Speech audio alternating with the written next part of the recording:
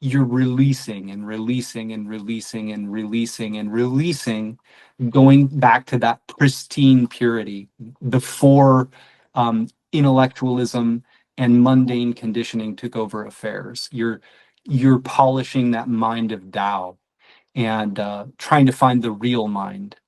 And I think that it's also important to be able to live in the world and not just be some holier than thou, uh, you know, float on a cloud individual that just blesses everybody. I think it is that we're so overly developed in the left hemisphere that sometimes there might be a little bit of swaying to the opposite extreme.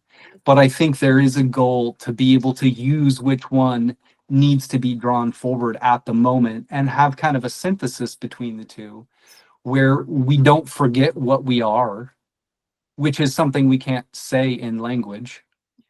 And we also don't forget that we're bound in flesh running around and we have a limited amount of time here and we're high-fiving with everybody else or flipping them off behind their back or whatever it is that we're doing.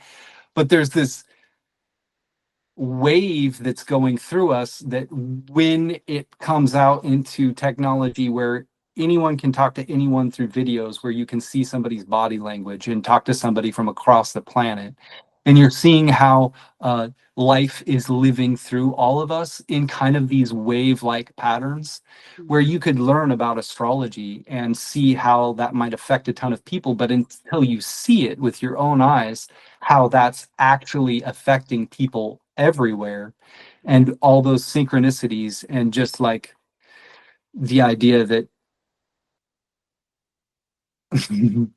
I don't know where my thoughts come from. I don't know what I am. I couldn't possibly put that into a word or describe it. And it's better leaving it that way. It's better to leave it unstuck. That stickiness of nailing it to the wall is something that that left hemisphere needs.